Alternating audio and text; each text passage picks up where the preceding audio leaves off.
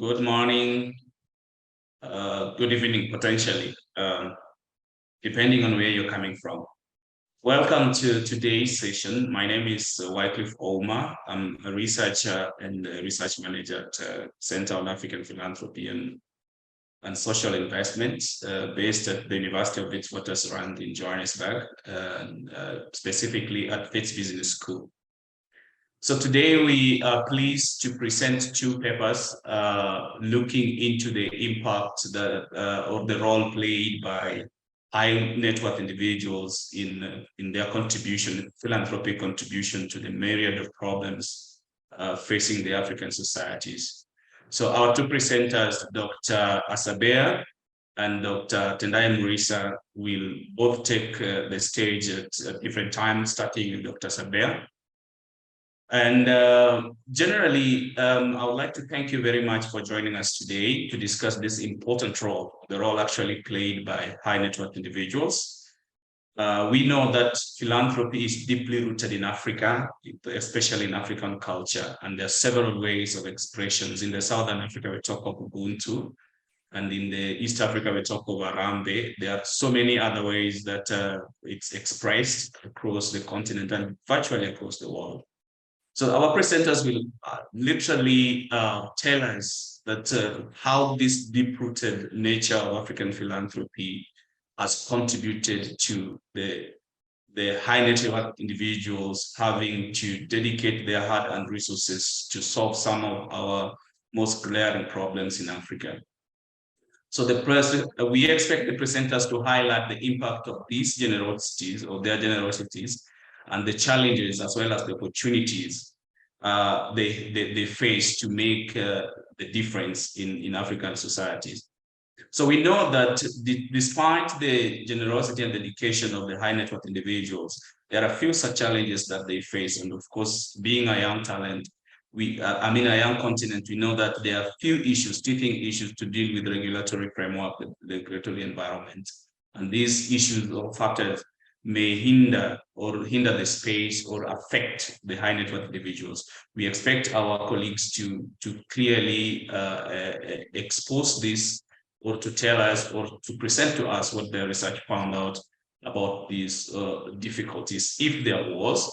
We also know that these challenges can hinder the effectiveness of philanthropic efforts or all undermine the overall impact that the high net worth individuals may have for the contribution to the myriad of problems or the solution to the problems that are affecting African societies. However, despite the challenges that we may be thinking of or we may potentially foresee, especially given the insufficient regulatory framework in the continent, there are still other opportunities, and we hope that our presenters are going to highlight all those, that these individuals could be able to use to circumnavigate or to find the solutions to the opportunity to the problems and make them opportunities. There are some of the ones that may come on top of my head, maybe to pull resources together, to embrace technology, to improve the transparency and accountability while they invest their hard-earned resources. So we know that in conclusion, maybe there's a unique and vital role that these individuals play in the future of Africa. And so in doing so, they can potentially contribute to the creation of a brighter and more equitable future for all in the continent. So starting on all these issues of this presentation, we are going to welcome our first presenters. But before that, maybe for us to understand how we are going to operate here. So the first thing, we are going to allow the first presenter 15 minutes to present the paper or the research findings or the outcomes of the research. And then we are also going to, after that, we are going to allow the individuals to come in with questions, comments, or points of inquiry. However, you are free to send any question or comments as the individuals go ahead to present their papers through the chat box or the chat system that we have here. And thank you. Another thing, I'm already seeing individuals introducing themselves. Feel free to introduce yourself and to to network as much as possible, because this is obviously one of the rare opportunities or platforms that we get to network and to improve our academic or research journey. So welcome. Asabea, please take the floor and present to us your paper. Welcome, everyone. Thank you very much, Wycliffe. It's really good to be here for us to discuss our continent. So this beautiful continent, Africa, you know, we call it beautiful, and it's diverse, full of resources. It is filled with rich minerals, and as I say, it's vast resources. But it's also home to a great deal of poverty and economic hardships. For instance, about half of all Africans live below the poverty line.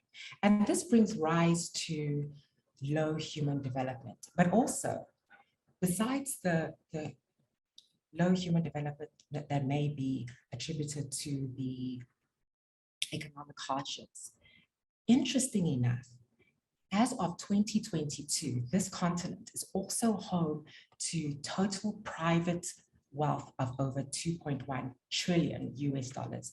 And this is expected to increase to over $3 trillion in the coming decade. So we also know that there are approximately 19.6 million high net worth individuals in the world, and at least 136,000 are in Africa. So this brings rise to research on high net worth individuals, particularly high net worth individuals in Africa. And this leads me to the purpose of our research. So as I was saying, this brought rise to the purpose of our research. And this was to contribute to the creation of a reliable database on high net worth individuals in Africa. And this was with preference to 6 countries, being Lesotho, Eswatini, Sierra Leone, Liberia, Namibia, as well as Malawi. And I fulfilled this following 2 objectives. First, I examined a dearth of secondary data resources, and these were data resources on the internet. And 2, I used telephonic interviews with key individuals of the selected countries to supplement my desktop research. And by using this approach, I felt that I was able to triangulate my findings to present more robust and rigorous conclusions. So to expand on the purpose of the desktop portion of my study, the empirical study, it was done in order to conduct a better and gain a better understanding of high net worth individuals in my selected countries. Specifically, I aim to collect and analyze both the qualitative and the quantitative data on aspects such as their net worth, how they became high net worth individuals, their philanthropic activities, their motivations, and also their strategies, their lifestyles, their aspirations, and any other information I felt pertinent to the study. So firstly, what I did was, in my internet sources, I included the word country and then net worth, and then country and then high net worth. And in my second round of internet searches, I included the keywords being the name that I obtained, plus the word Forbes. And I did this to gather additional data. And this approach was very useful in identifying publicly available information on these high net worth individuals. And in my next stage, I conducted telephonic interviews. And this was telephonic interviews with key informants.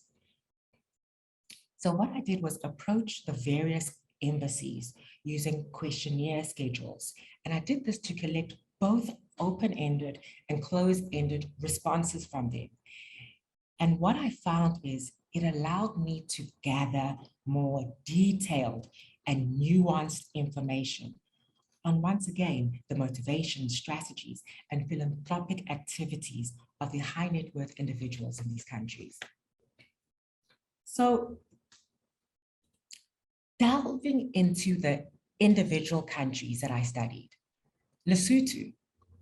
Now, Lesotho is one that faces significant economic challenges, and this is with a negative GDP growth rate and high unemployment rates. But despite this, I identified 8 high net worth individuals in Lesotho, two of them being female. Another interesting note, it's very interesting to note that most of these individuals, one, have a university education, and 2, their ages range between about 53 years and 90 years. Additionally, only two of the high net worth individuals identified were business persons, with the rest being former politicians. It's also worth noting that only one of the high net worth individuals from Lesotho has a foundation, and this was the Sam Makekani Foundation. And then I moved on to Eswatini. Another interesting point is Eswatini is ruled by the only absolute monarchy in the world, and that's King Mswati III.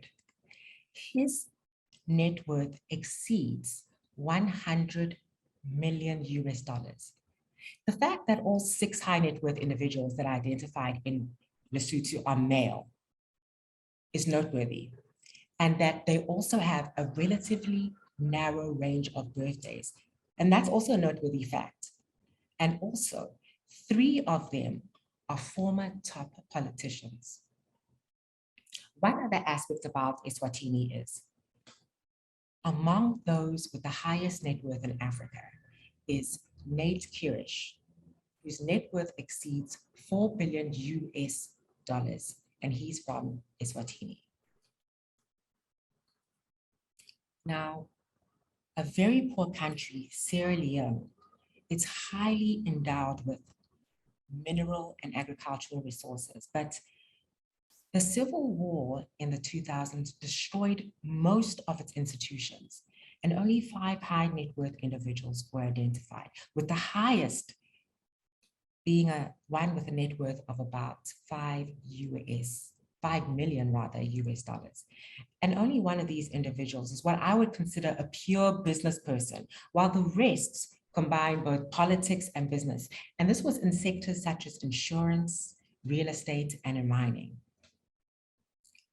Now, in the 4th country under study is Liberia, and it's relatively small and weak. So I found that this compact country that experienced civil war between around 2014 and 2015 depends on diaspora remittances and also foreign aid for survival. The 10 high net worth individuals that are recorded in Liberia were all university educated and are past or current top politicians. 2 of these individuals are what we would term philanthropists, including the George Weah Foundation and the Benoni Frey Foundation. And then our penultimate country under study is Malawi, and it's one of the least developed countries in the world. 80% of the population engage in rural subsistence agriculture. Now, a notable feature about Malawi is that there are as many high net worth individuals who are former politicians as are professional businessmen and women. So furthermore, for a poor country such as Malawi, their high net worth, that is their average net worth, is more than is expected. One possible explanation may be the existence of a buoyant private sector. So of the 16 high net worth individuals established in Malawi, 7 were politicians and between 7 and 9 of them were businessmen and women. Now, our last country that was under study is Namibia, and it's also the largest economy in the sample of 6 countries. Now, for a small population of 2.5 million, the GDP per capita is also the highest of the sample. Now, this economy is heavily dependent on rich minerals and diamonds and uranium, also gold and copper. And like Lesotho and Eswatini, it's heavily dependent on the South African economy. Now, it is only one of the 6 countries where high net worth individuals are predominantly professional business people. Now, 6 of the high net worth individuals identified, of those, 3 inherited their wealth. And I established 2 foundations, the Frans Ndongo Family Trust and the Palkowitz Foundation. So when we move on to the discussion, which included the key findings, it's very interesting, and I always use this as a metric to understand the indigens and who is non-indigenous. We found that all of the countries except Namibia were colonized by the British. And Namibia was colonized by the Germans and later by South Africa. Now, this historical fact may explain why most of the high net worth individuals in the country are non-indigenous. There are other observable patterns from the study. So first, the prevalence of the civil wars, which cannot be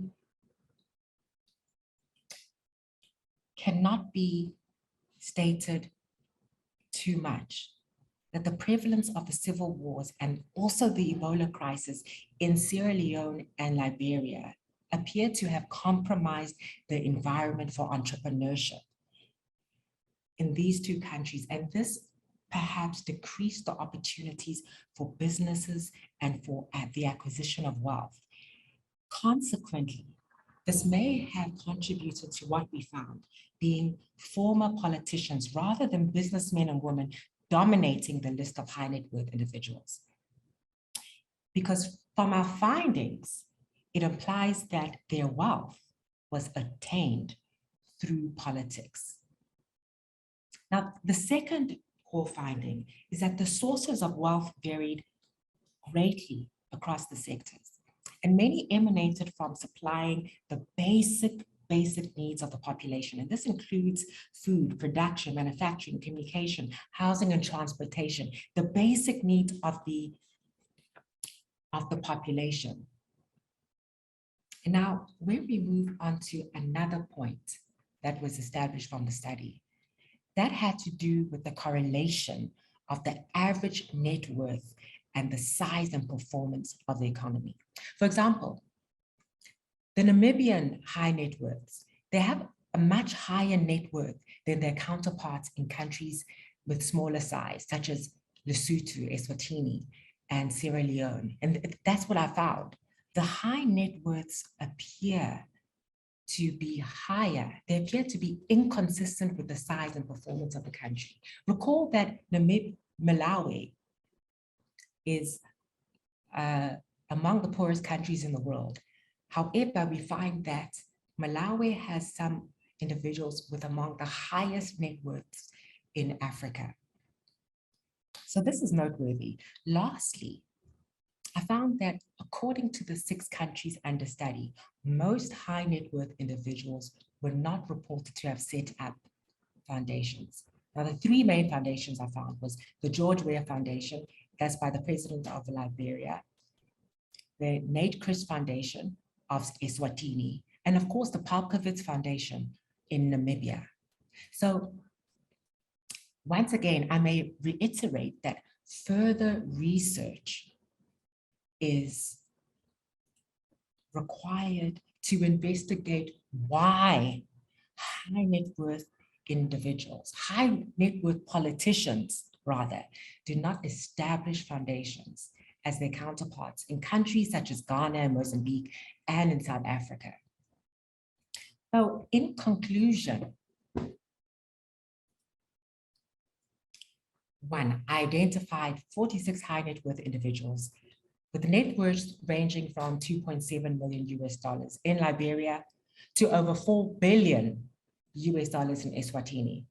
We found that most of them are indigents of their country, indigent of the nationality, with a few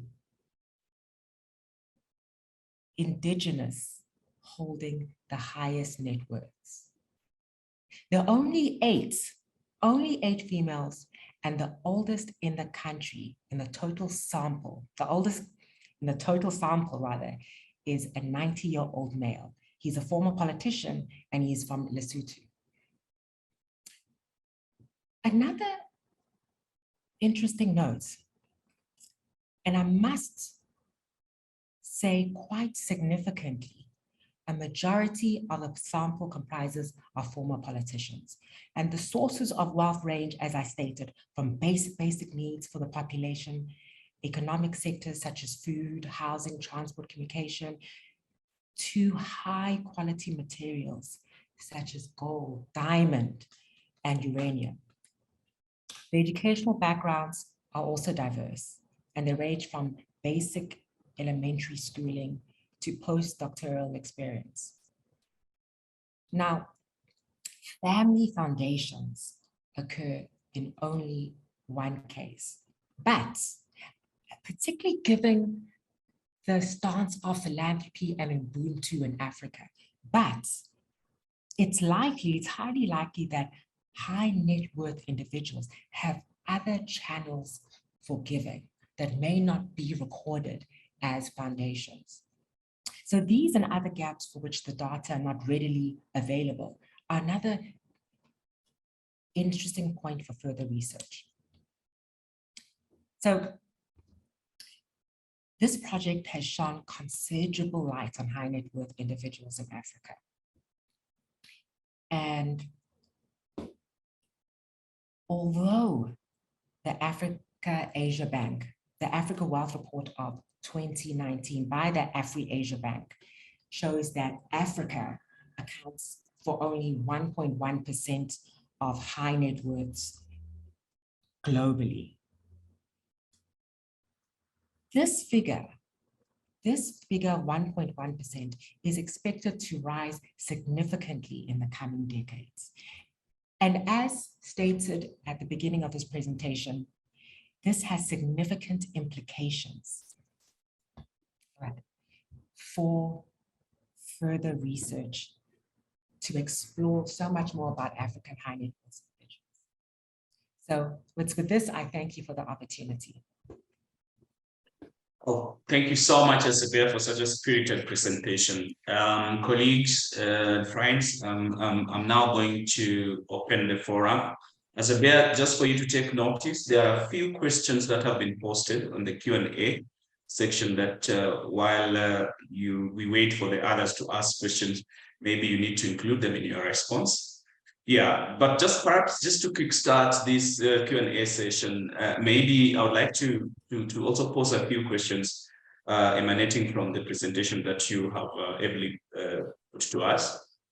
So there is the overarching outcome is that most of these high net worth individuals do not operate foundations, while we know that foundations is a way of engagement in philanthropy by mostly well-to-do members of the society. Then what really does explain that? And with that, another component of my questions is it just for you to zero in into that, is it sort of a regulatory environment issue?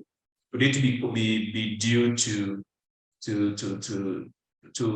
the lack of tax system that would encourage individuals to contribute, and then through their contribution they can use a tax regime or tax environment to report what they do?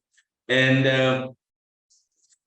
if for those who contribute to the philanthropy, given that they are not using foundations, what are the vehicles that they use to do what are the main vehicles that they use to do to do their philanthropy? And finally, what are the commonalities, especially in their role to entrenching philanthropy or to contribute literally to alleviating the ills or the unmet needs in the society, just across the country, so the commonalities. So you could address those, but before that, perhaps if we can get two more questions alongside the ones that we had on the Q&A, then you can take on that, and then we go for another round of questions.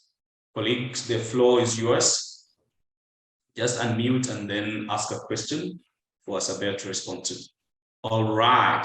While we wait for the members to put their questions together, you could easily just go into those ones as well as the ones that have been posted in the Q&A. Thank you. Okay, so thank you, Wycliffe. Yes, we definitely do find that the relative difference in the extent of institutions, the impact of institutions in society does have an impact on how we record the giving within African societies. And definitely when we take countries such as Sierra Leone and Liberia, the impact that wars have had on the institutions, very difficult to record, and the institutions being the fabric of society, institutions being where norms are created. With those being broken down, we find that giving varies across community to community and country to country, because the norms just are not there. But once again, we do remember, I mentioned again the word, I think so did you in your opening statements, when we always think about Ubuntu and in Africa, and this is giving that goes through a very popular channel, for instance, being churches.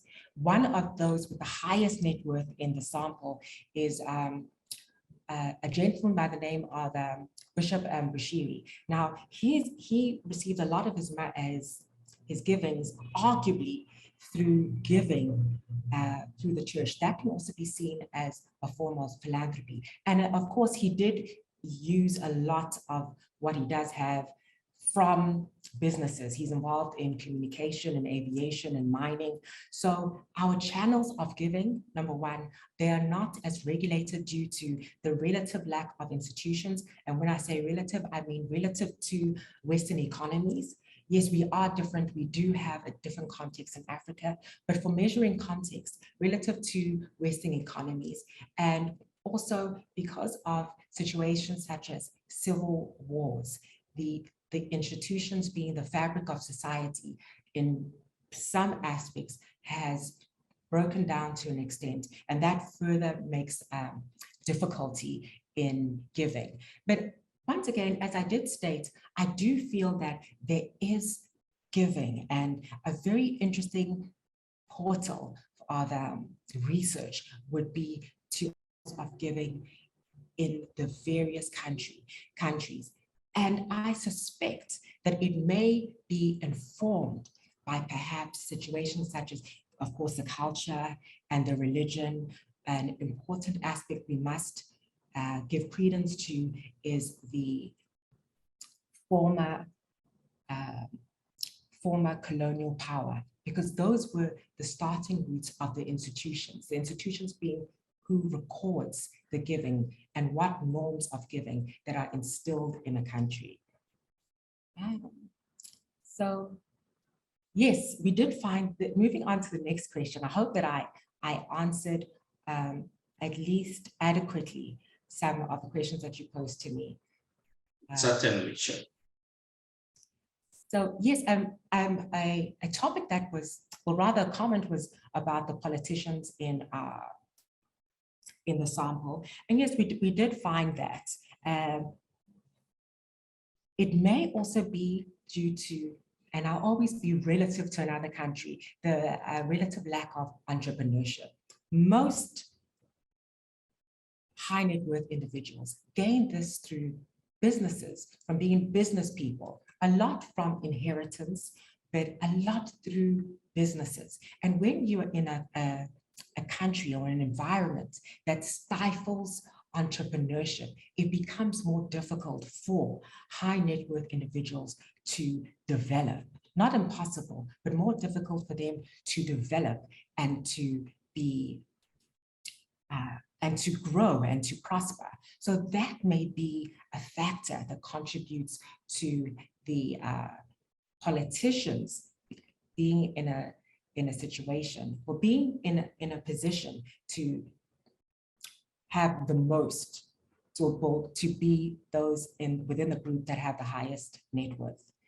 I also did find notably the relative absence of women within it. And it appears to a large extent that the women who are part of the sample, were married to former politicians, former or present politicians, or were former or present politicians before or currently are. So the notion of politics and high net worth within the countries that I studied, they seem to be intricately entwined and very difficult to tear apart. And that's just from my sample of 6 countries. Thank you so much, Asabea. I'm sure you've also taken notice of the question or the comments that are coming in through the Q&A platform. Yes, thank you so much. Question. Oh, okay. Certainly. Okay, colleagues, you are still encouraged to ask questions or to engage the paper. I think the link to the paper has been sent. So probably you may also want to go ahead to read the paper, probably to engage with it in a more detailed manner. But we are still welcoming questions. Is there any question? You can raise your hand or just unmute yourself to ask the questions, or as well, you can also push a question in the Q&A platform. Hello, good afternoon from Kenya here. My name is Wycliffe. That was a great paper there on high net worth individuals and philanthropy in Africa. I just wanted to ask, when you interviewed these high net worth individuals, what do you think, or what do you make of their level of awareness about philanthropy? Do they know how it operates, the channels and the benefits that they will get if they engage in, for example, a foundation? I also wanted to find out, you know, Africa has a big problem with corruption.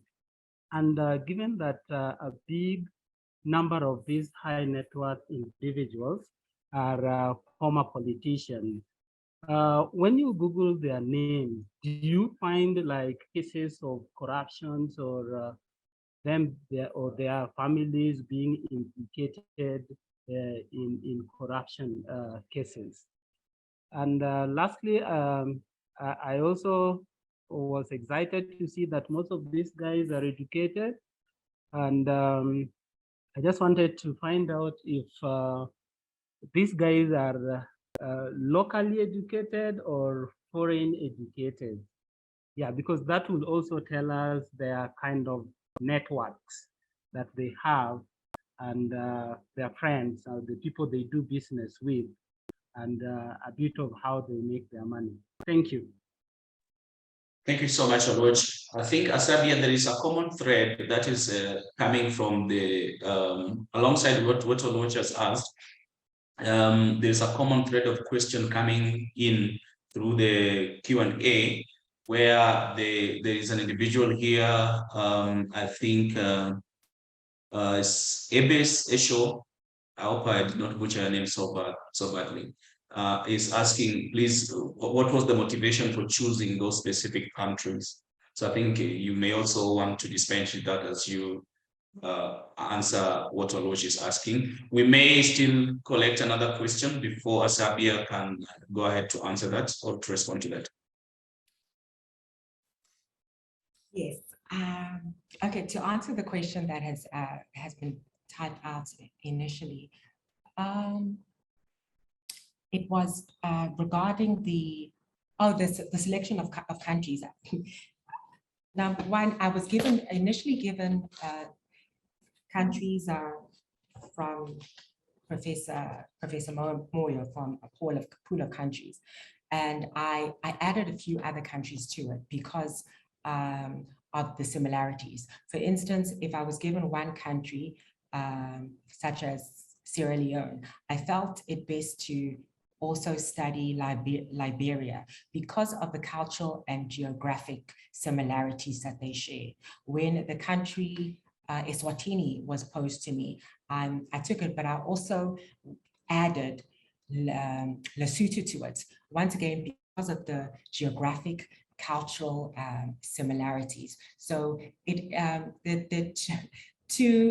two answers to the question. Number one, I was given the countries to study. And number two, I supplemented the countries that I was given to study with further countries because of the similarities that I found. And I thought that it would be interesting to see how high net worth individuals operate in those countries, and also to compare and contrast the effects of regional crises. For instance, if we see the Ebola crisis, that was across both Sierra Leone and Liberia.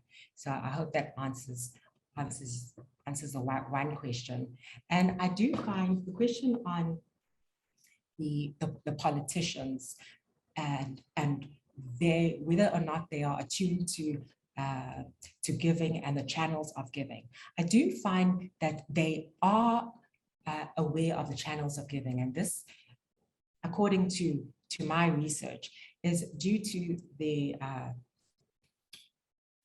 to a large extent the tax ramifications in the channels of giving, and also, and in the African context, they have been approached many times for giving. They may have been approached by their communities or by their families. So they are aware that there is giving, and giving needs to be through a channel. A lot of the time it is from church. The channel is through their churches, but they do have an awareness of it. And but what is not to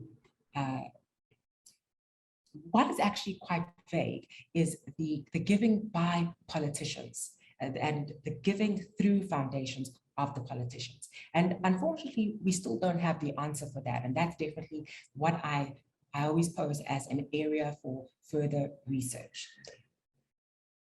In terms of corruption and the family members being, and perhaps the actual politicians who happen to be high net worth individuals being the subject of corruption accusations, yes, I have seen those through at least half of the high net worth individuals that I identified. But I have seen that a lot of the time, these accusations are made and they remain accusations. I can't off the top of my head recall a situation where it was taken further into being prosecuted. Now, I can't say whether or not these accusations were true, or whether it was just part of a scandal that occurs with everyday news writing, perhaps in the gossip section. Lloyd Durenge asked, what are some of the common cultural and societal factors that influence the behavior of high net worth individuals in your case countries? Now, the countries that I studied and the countries under study are the Lesotho, Eswatini, Sierra Leone, Liberia, Namibia, and Malawi.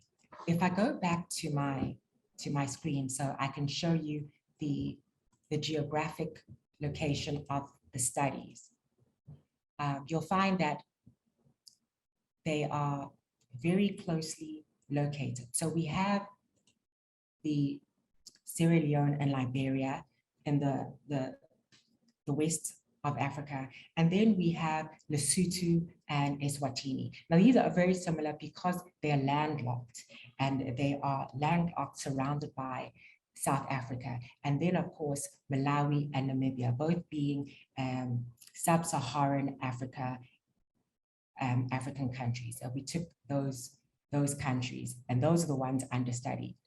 So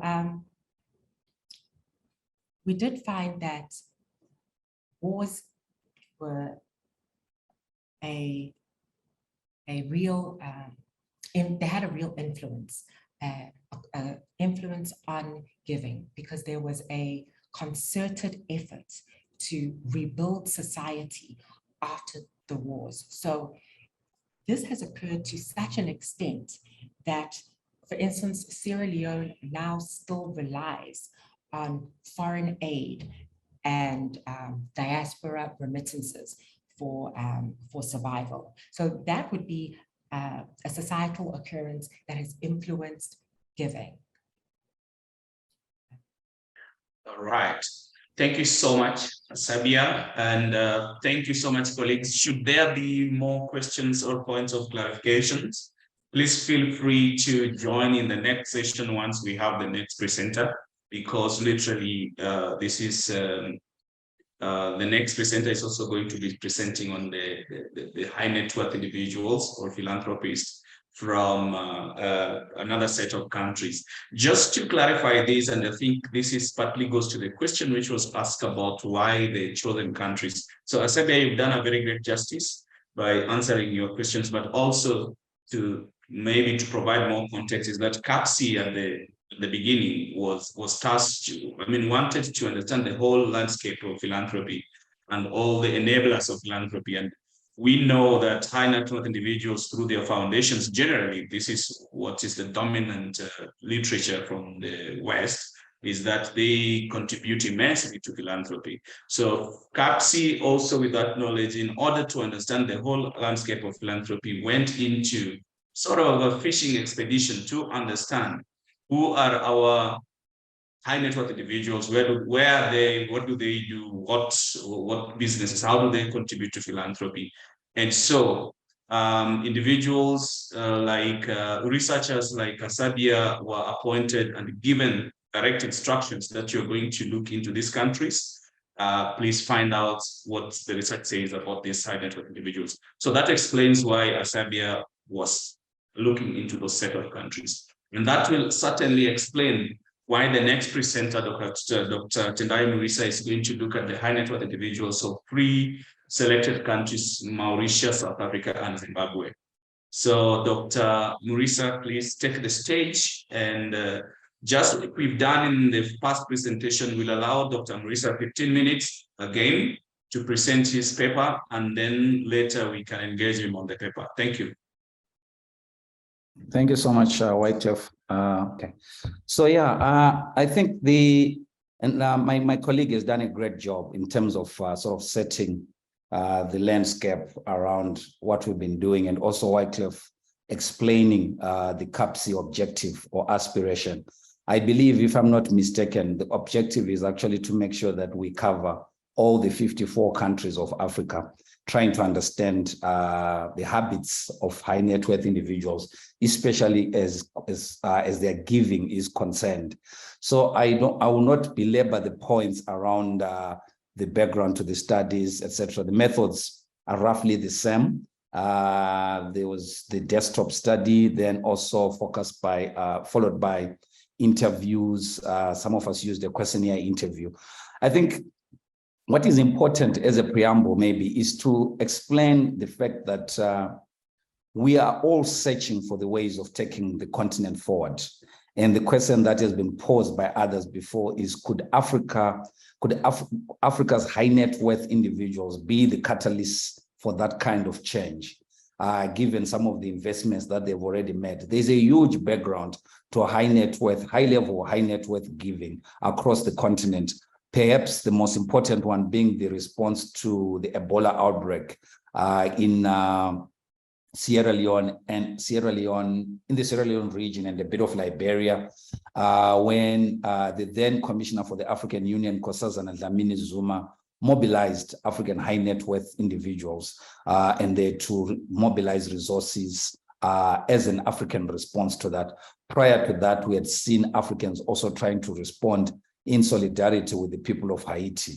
So I think there's something that is going on. And I think that's what we've been trying to deal with.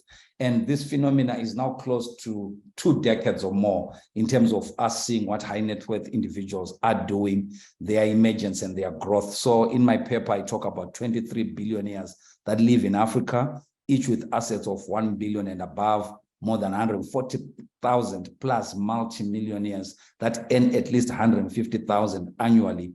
And they have assets, investable assets that are more than $1 million.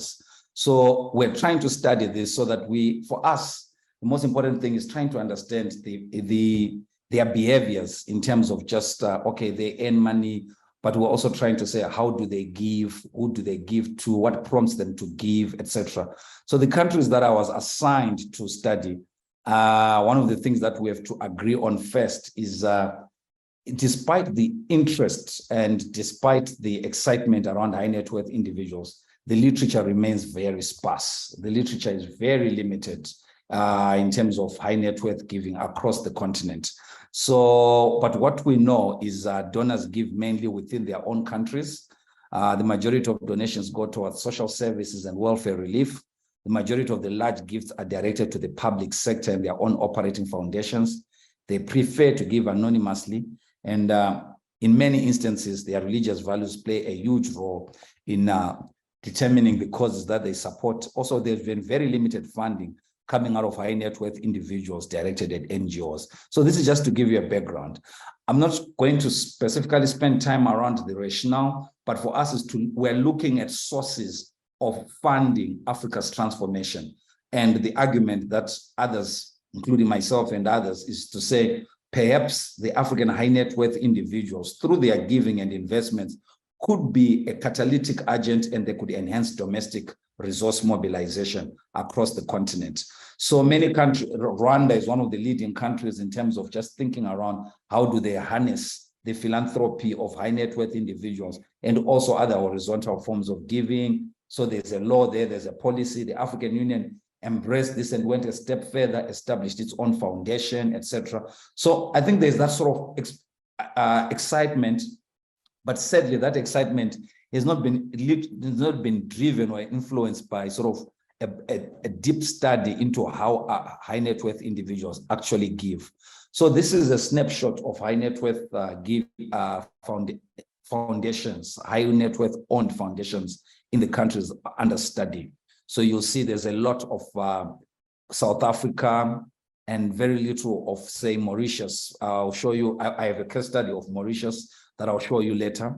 But I think now to explain these 3 countries, the similarities and differences, I think South Africa and Mauritius share similarities in the sense that they have probably the most advanced financial markets. Their financial services sector are highly sophisticated, but also highly regulated in a certain way that there are ways of predicting financial behaviors. But also in that form of regulation, there's also a framework that acts as an incentive for giving. So there's the tax deductible status that is given to non-profit organizations in South Africa and Mauritius, which could also be part of the incentives of why high net worth individuals in those 2 countries actually contribute to give towards NGOs and other entities that have got the tax deductible status. So like I said, research methods mostly the same as what my colleague presented earlier. So let's just talk about demographics. We agree. We also found very few high net worth individuals who are females who responded to our questionnaire. The age range is also interesting. The majority of high net worth individuals that responded or that we spoke to through their proxies in their foundations are in the age range of 41 to 55 and also 61 to 65. So yeah, we're yet to see younger philanthropists who are high net worth individuals, perhaps explaining the time it takes for one to become a high net worth individual in these countries under study. But Zimbabwe and also the cases we're beginning to get about gold trade, etc., may challenge some of these findings, because we're actually seeing that there could be younger millionaires than previously assumed. So it's exactly also highly educated people, they are either they have professional qualifications or master's degrees. We do not come across those with earned PhDs. We do not recognize honorary PhDs. So this is, I think for us, this was like one of the one of the things that we're trying to look at it to understand, to say, okay, we're talking about high net worth giving across Africa, but our interest is more around where are they getting the resources? What is the source of income for them to be not only high net worth individuals, but also high net worth philanthropists? So you can see the drive here around tourism and leisure and also financial services. And given the context that I've already explained, you know the role of tourism in Mauritius and the role of financial services in South Africa explains that telecoms and technology, you see also as a growing sector. Then we see here agriculture and mining. So in many instances, the high net worth individuals under study, they run diversified conglomerates. So they are not single sector billionaires or millionaires, but they are diversified across these sectors that we are looking at. I hope that makes sense. So their net worth, when we're looking at high net worth individuals, I think the majority are in the 500,000 to 1 million, and also those with 1 million to 10 million. So this is the 66%. So from 500,000 all the way to 10 million, you've got 66%. And the remainder are distributed around those who have got above 10 million, they are only 11%. Those who've got above 500, all the way to 100 million. Then we don't have any in the category of 100 million to 500 million. Then they move on, you get a new layer. These are now the ultra high net worth.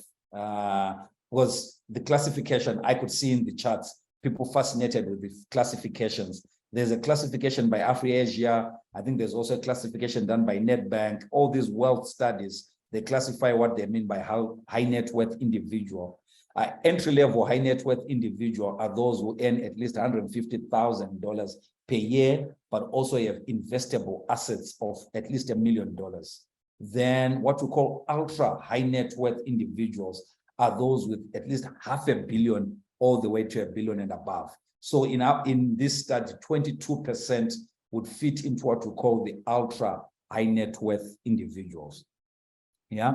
So also we're interested in finding out, even though we're studying high net worth individuals who are domiciled or whose corporate interests are domiciled in what you may just call Southern Africa, including Mauritius in that region, we find that yes, they have business interests. All of them have business interests in Southern Africa, but some have expanded into West Africa and some have expanded into East and Central Africa.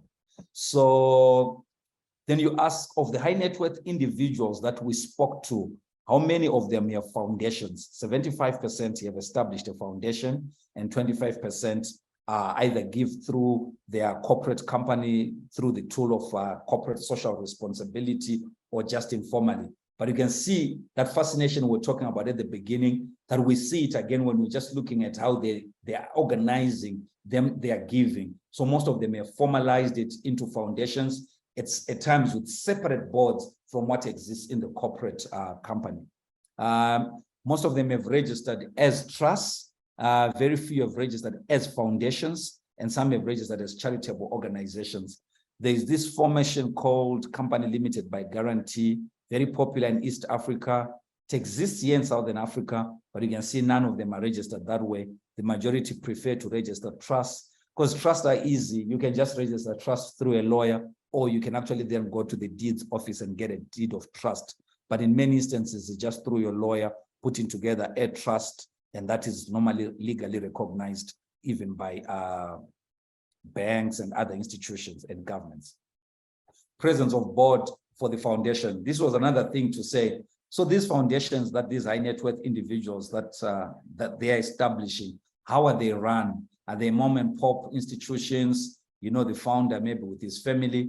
But we actually found that across the board, most of them have got board and they've got boards of governance. Some have got CEOs as well, etc. But these boards are the ones that sort of help direct the vision and the mission of the foundation itself, showing us the level of growth or maturity in thinking through how to structure philanthropy amongst the high net worth individuals. Frequency of giving. This is very interesting because it explains again another phenomena. For those who've been studying foundations in the global north, you know that most of them have been endowed with sort of maybe a large gift from the beginning. You see this with, say, the Ford Foundation, Rockefeller, even foundations whose founders are still alive. They go through an endowment. But here, what you are beginning to see, if you look at these ones, that they are funding their foundations on a monthly basis, because we didn't find any that had actually an endowment in this region. So they use their corporates to allocate resources for monthly activities of their foundations. That's the majority, 63%. Then there are others who do annually. They'll set out an annual budget. They'll ask the team at the foundation to say, how much money would you need for this year? Then they'll be given that budget at the beginning of the year. Then the others will give, and these are more the religiously inclined. There are high levels of giving around certain calendar times, Christmas, Diwali, Ramadan, etc. So again, showing the relationship between religious values and the giving that happens, because for Christians, they may be prompted to give at a certain season, and also the same follows for those who are Muslims, may also feel like part of the Ramadan fast is actually about giving away wealth. So you find that there are high levels of giving during that time. So religion playing an important role in terms of triggers of giving, what triggers these high net worth individuals to give. Sizes of gifts. The majority of the gifts are between 5,000 and 10,000. These are the recorded gifts. So when we're looking at this, we're not looking at gifts to their foundation. We're looking mostly at gifts to outside entities. Yeah. So where you see that others have given above 500,000. One of the biggest recorded gifts in our sample, or two of them. The first one was done by a Zimbabwean couple, Tsitsi and Strive. They gave 10 million towards the Alliance for the Green Revolution in Africa when Strive was the incoming board chair. Significant gift of 10 million at once. Then there have been other gifts that have been given, the Motsepes and others giving those big gifts. But you see that the majority of the gifts are actually in the 5,000 to 10,000 range. And these are normally maybe to local grassroots NGOs. We see this in Mauritius and also in South Africa. The most active philanthropy organization in Zimbabwe in terms of giving to organizations is again the organization that is led by Tsitsi and Strive, also engaged in giving at that level, but mostly in small grants to organizations that are working at the grassroots levels. So geographic reach of philanthropy activities, we're trying to understand, because many of them, if you remember, I showed you a chart where we showed that most of their entrepreneurial ventures have extended beyond the countries where they are domiciled. So for instance, if you look at Tsitsi and Strive's empire, it's now cutting across. They are the majority owners of Liquid Telecoms. So you're going to find them in Kenya, et cetera, et cetera. So we wanted to find out, because there's an assertion that we had made at the beginning, which was a hypothesis to say high net worth individuals are Pan-African in terms of their business, but they are villagers, or they focus more on their countries in terms of their giving. So we're looking at all the high net worth individuals to say, do they spread or do they follow their corporate footprint in terms of their giving? So we noticed that the majority of them give in the entire country, then at only 33%, only some selected cities, and some, only 33% actually say we do both within the country and outside country of residence. Yeah. So you already begin to see that is coming up to say revenues and across Africa may end up being concentrated, for instance, in one region, like say South Africa, and the giving is only limited to that, while these resources are being earned elsewhere. Speaking again to the challenge, the political economy of philanthropy itself and the extraction model, which is not the subject of this discussion today. So beneficiaries, who are the beneficiaries of this these philanthropic gifts? They mostly start off with their extended families. Then they look at ventures to do with children, with orphans, and also they're very active in trying to raise the next generation of entrepreneurs. Then they are also focus on youth and NGOs. And there is an interesting issue: 0% for women. My co-presenter, my colleague who presented earlier, spoke about the absence of philanthropy, of the absence of women amongst high net worth individuals. But here we're actually seeing the absence of women in the radar of high net worth individuals when it comes to their giving. We could have missed something because there have been some gifts that have been done in South Africa, but in terms of the actual amounts, maybe it is the amounts that sort of make it then very difficult to detect. There's room for error, there's a margin of error, but in the majority of cases, there are very few women organizations that may testify that they received their funding from high net worth, African high net worth individuals. Do these organizations measure their effectiveness? Yes, most of them do. Are they affected by changes in the macroeconomy?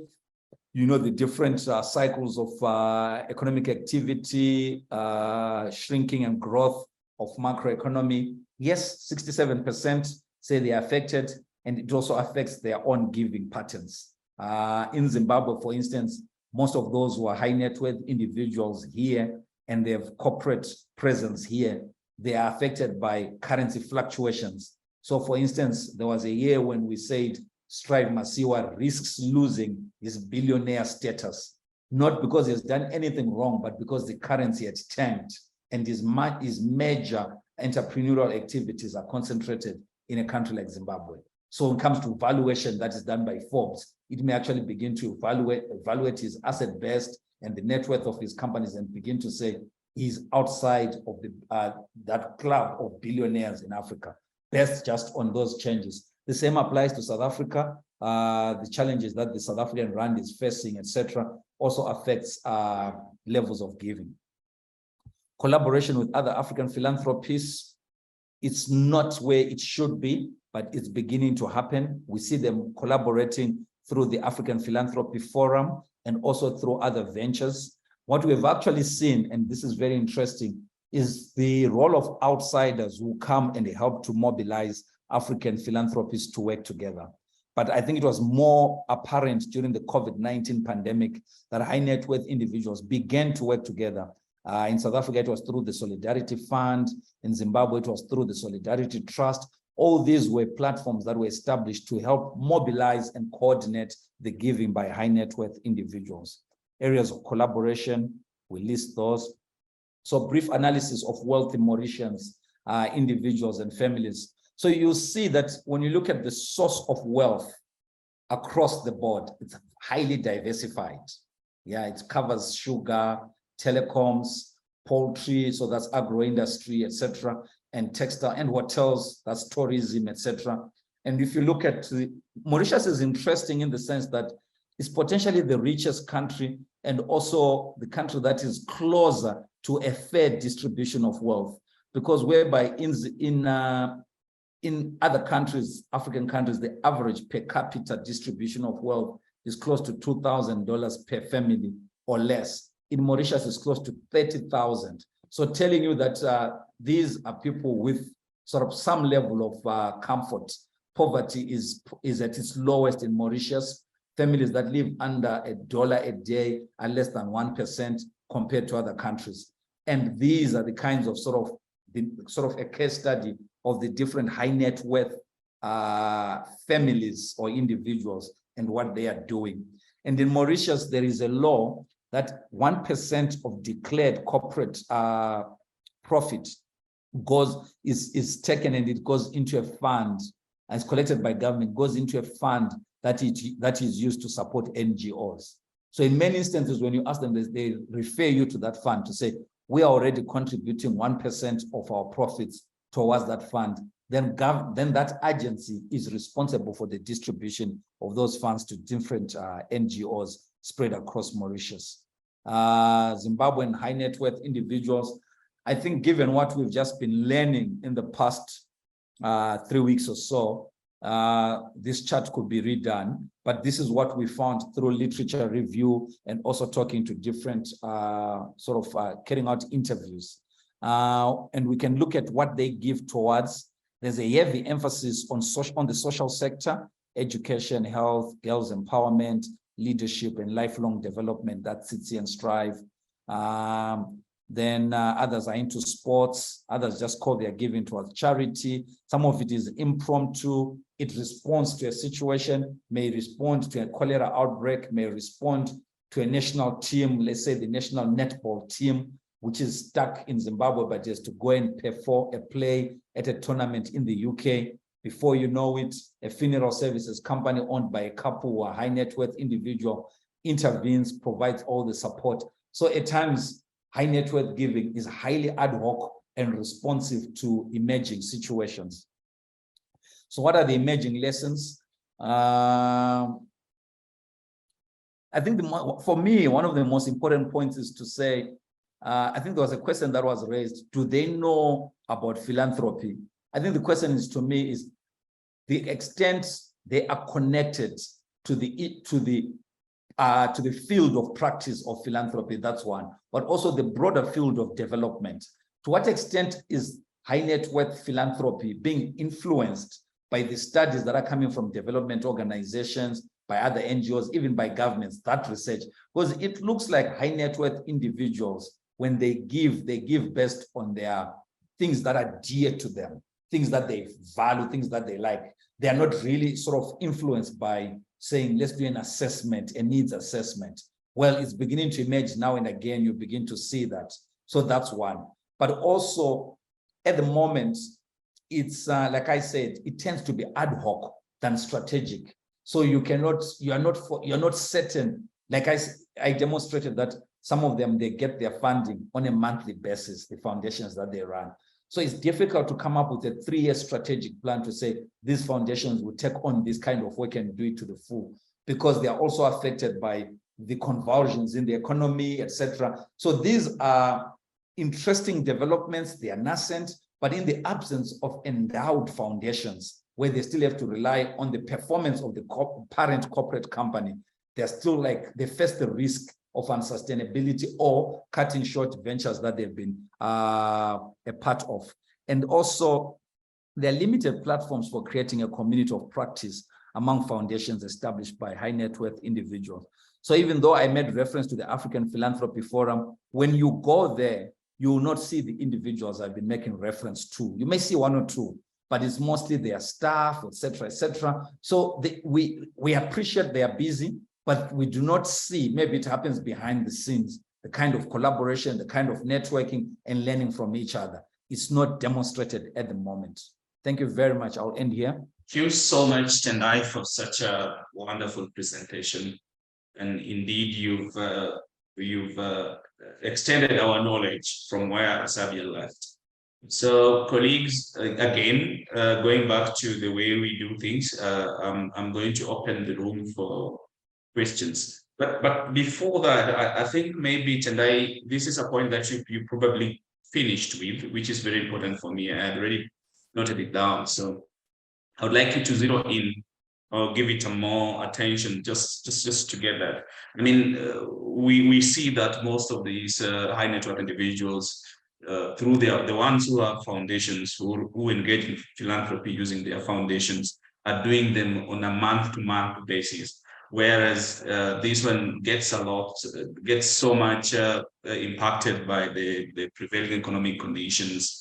And someone would easily deduce that this is a very short, it's quite short-termism and almost dependent on the ability of that individuals to be able to do the philanthropic activity. So what are the fine nuances that explain this kind of short-termism that is portrayed by the African high net worth individuals? And I'd like you to position these compared to, the lessons from the North that we have, and the longevity of these organizations, the ones that outlive the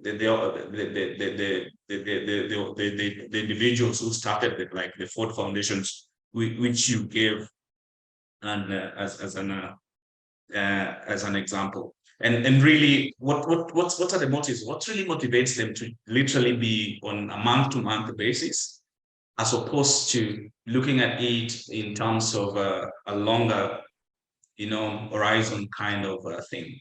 So I would like you to respond to that, but also try to take notice of some questions that are on the chat box that you may need to respond to altogether with that. And colleagues, perhaps we can get one or two before Tendai responds to that, and then you can check on those, and then we wait for the next round. Please, welcome.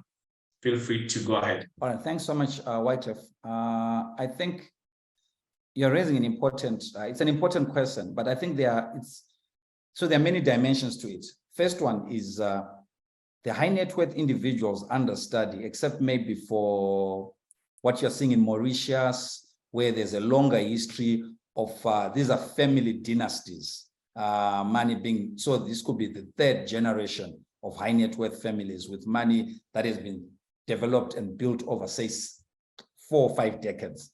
But if you look at countries like Zimbabwe and some of the the African high net worth individuals in South Africa, these are first generation high net worth individuals.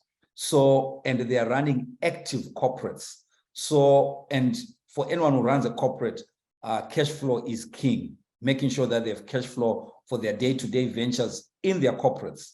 So rather than do like what you see, say, in the US, take a huge chunk like $10 billion and say, I'm putting it to the foundation. Remember, there's no incentive from a tax perspective to do that. So you are better off in reinvesting that money in the business, but making a commitment that every month you'll be signing a check to your foundation. So it only becomes unstable in the event that something happens to the corporate. So if the corporate was to go bankrupt today, we assume that also the foundation dies the same day. That's the real challenge. Then also in the absence of having a tax deductible status, you are not even getting a benefit, because you have to understand what motivates philanthropy, especially in America, is the moment you give that kind of money to your foundation, again, you receive a huge credit in terms of your taxes. They don't get that here, except maybe South Africa. But in Mauritius, it's around that 1%. As long as they can fulfill that 1%, I actually think, well, at least the law is good to say they should give 1%, but also the law is limiting, because many now feel like they have done their part by giving the 1%. Well, if they'd been allowed to give free will, some could have given maybe 10% of their wealth, etc. So I think the law, yes, it gives us an environment, it gives us a framework to work with, but it was also very limiting. So I think those are important differences when we're looking at it. But remember, they are first generation multimillionaires who are still struggling to set up self-sustaining corporates, because they're still involved in corporate expansion. They're doing all sorts of activities that help with that. Then, this women issue is very interesting for me, because when I look at, for instance, a foundation I've studied and written a case study of, the Higher Life Foundation and also Delta Philanthropies, which are similar, I think there's an understanding within that arrangement that Tsitsi and Strive are co-founders. They look at this as something that they do jointly. And Tsitsi actually spends more time focusing on the foundation than Strive would do. Then when I look at the Motsepes, it's more or less the same thing. So I think there's that thing of understanding as couples, but at times the literature, and the literature is very patriarchal at times, it will not talk of Tsitsi, it will not talk of Madame Motsepe, but it will talk of Patrice, and it will talk of Strive. Yeah. So at times the literature itself perpetuates this invisibilization of women, while these women actually advance. Because if you go to the Africa Philanthropy Forum space and you look at some of the great work that leaders like Tsitsi and others have done, you actually begin to see something that say women are actually leading this. And for us in Zimbabwe, there's also an academic, she's based in the US, she's called Tererai Trent. She's done a lot to bring visibility to Zimbabwe and to support causes to do with women. So I think it's just how we look at this, etc., and we tend to profile certain cases over others. Thank you, colleagues. It's been noted that if you'd like to get an audio, then please, you may go ahead to raise your hand, and then you'll be given audio to to ask your questions. Alternatively, you can as well go ahead to ask your question in the Q&A session. Platform. So Tendai, I see somebody is asking, what's the scope of this study? Do you consider African philanthropists that benefited advanced countries instead of Africa? Yeah, I think in response to this, Tendai, maybe you may want to go beyond the set of countries that you are looking into. At some point, I read somewhere that our main billionaire in Africa, Dangote, contributes immensely to the endowments or to foundations, big foundations, the ones that are domiciled in the US. So maybe in answering that, you could also get into that. Why would the African or people who earn money in Africa do take their money the other side, where the other side we know that they're already doing well? So it's actually a big phenomenon mostly in Nigeria. So it's not only Dangote, quite a number of the article of mine, I may share the link, where I was really looking at a Nigerian billionaire who helped to build a new complex, an engineering complex at Cambridge University, and another one funded an American university. Dangote also contributed something in New York, etc., and also to Wellcome Trust. I think it's two things. Philanthropy is always related to what George Soros calls a big ego. The global platform, I think African high net worth individuals are asserting themselves not only on the African platform. I think this needs to be understood. They are setting themselves to say Africa has arrived on the global stage. So when that happens, you're now really moving with the big boys. So even the giving pledge that is done by Warren Buffett and Bill Gates, you'll see that the African high net worth individuals that have signed to the giving pledge.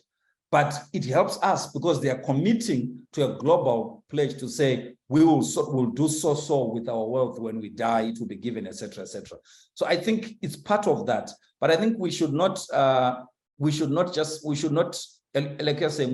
look at African high net worth individuals as people who are just giving to Africa. They are giving globally. Yeah, they are choosing their causes. For some of us, of course, we'll write and say, but they could have chosen Ibadan University, they could have chosen this one, they could have chosen this one. But remember, at the end of the day, this is the difficult thing about philanthropy. That's why maybe the Mauritius model works to say 1% of your profit, you give it to us, we give it to national NGOs. Because this is your wealth, you do whatever you choose with it.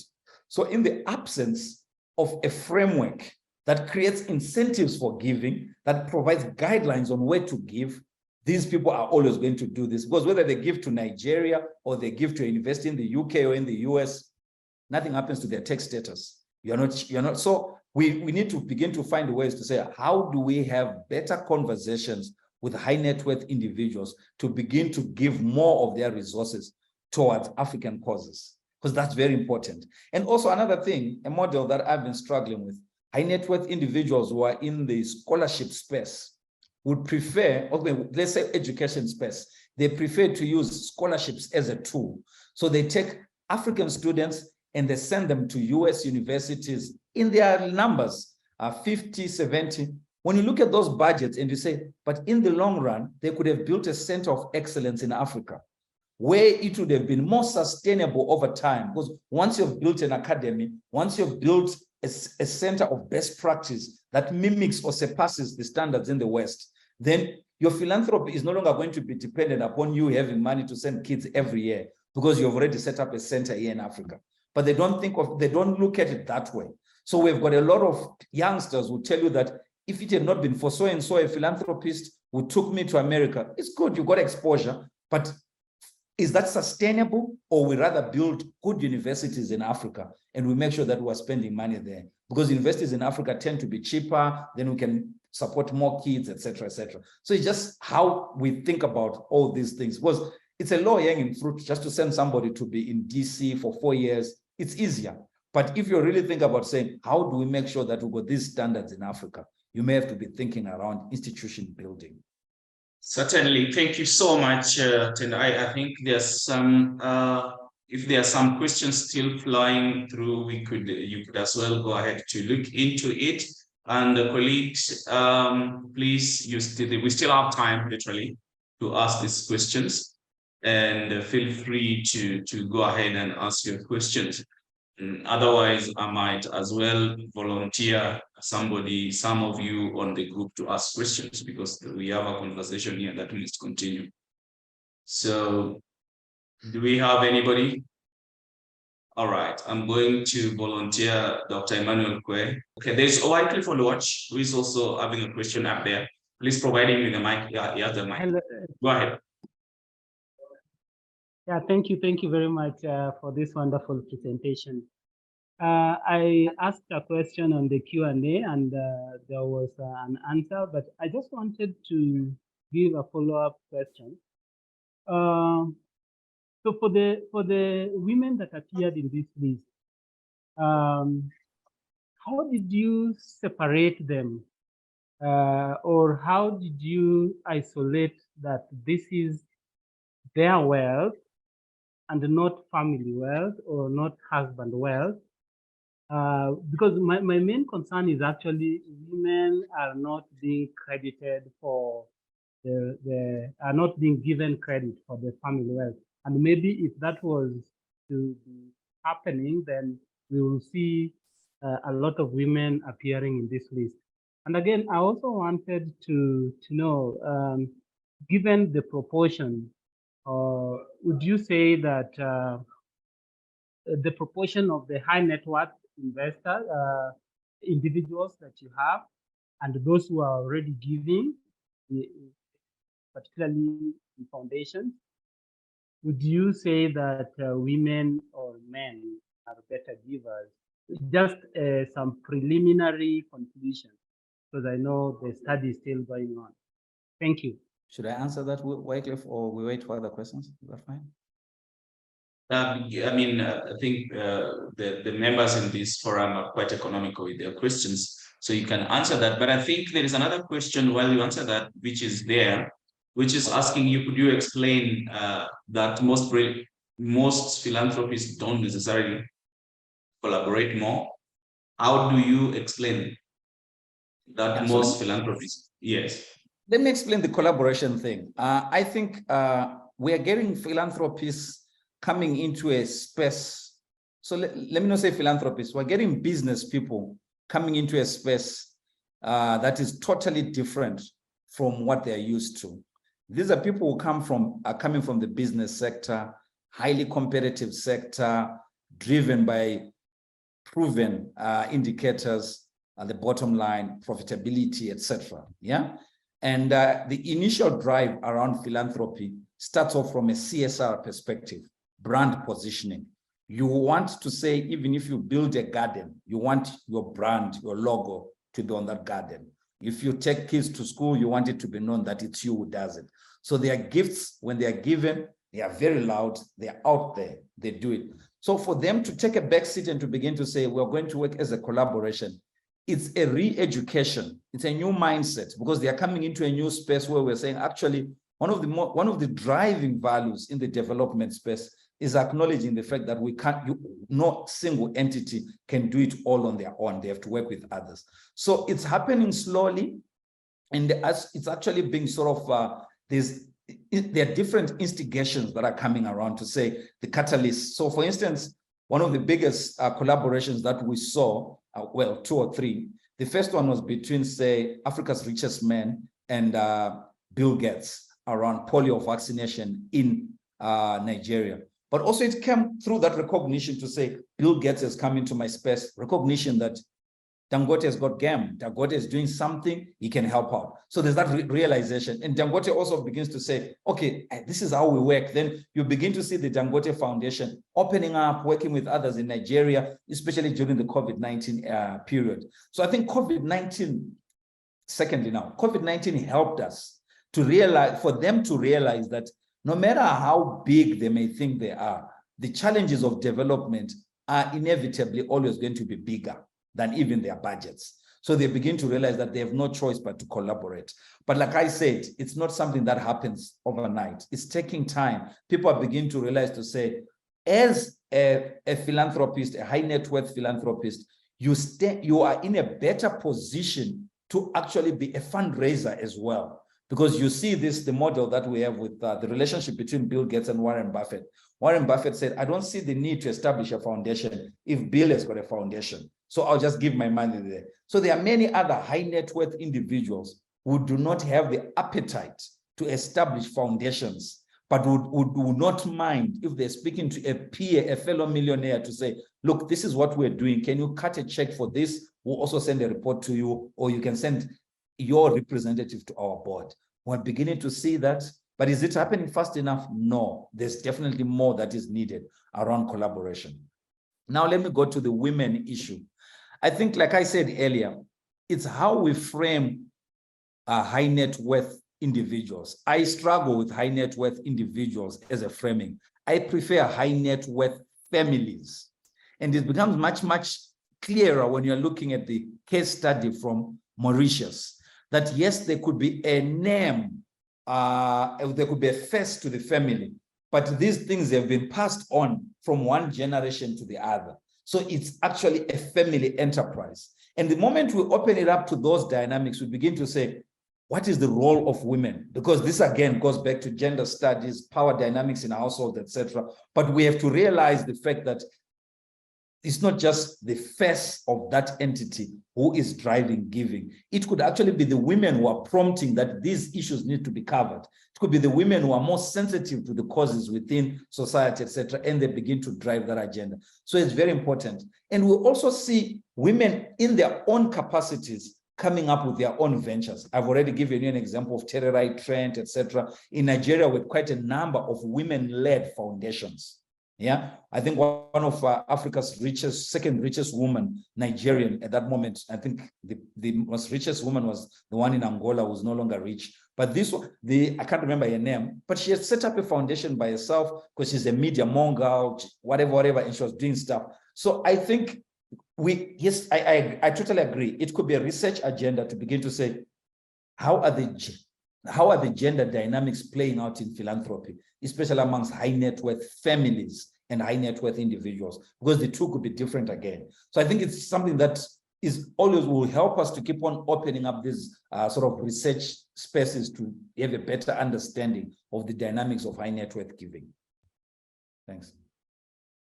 Well, thank you so much. I mean, you've expanded our horizon in understanding how the space of high net worth individual work and their collaboration. And actually, it makes sense. Actually, I mean, why would you be? Because I think in terms of specialization, why would you establish a foundation if you can do something else? So I think it makes sense if that's the mode of collaboration. So thank you so much, Dr. Tendai. And unless colleagues, we have more questions, because that's what is meant to be here, then we can give that.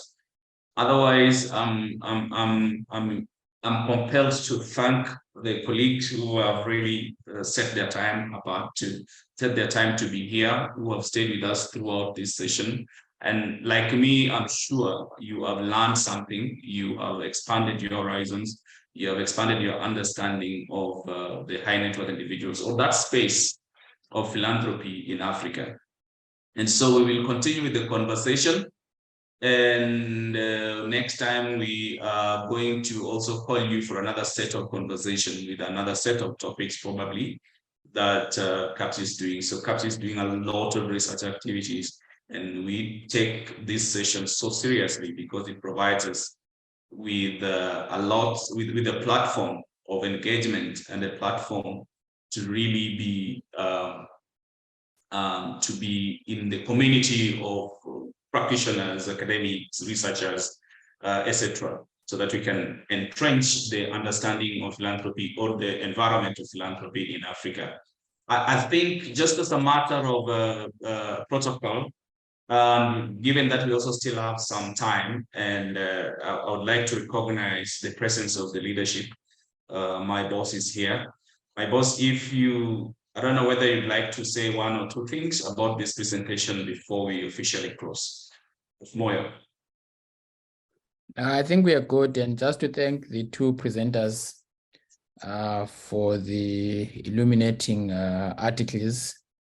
Our sense is that we should, and I was chatting to you offline, Chief, that we should actually begin thinking about adding new countries, because I think the information is so rich and we want to have as much landscaping and interpretation of the field as we can. So mine is to just thank everyone here, but also thank the two presenters who are very, very familiar with us and our work. Thanks a lot, and back to you. Thank you so much, Prof. Thank you, Asabea. That was a wonderful presentation and taking us deep into the into the southern countries and giving us why you added the other countries that you put together, which really makes a lot of sense. And also, thank you so much, Dr. Murisa, for such a spirited conversation that you put together, and also literally educating us on the whole philanthropy, how it works, and the dynamics that exist, especially within the high net worth individuals. Colleagues who asked questions, thank you. You helped to enrich this conversation. And I think that's the spirit that we need to take forward. The others who may have not found the opportunity to ask questions, I'm sure there is a good learning that you had. And we thank you so much.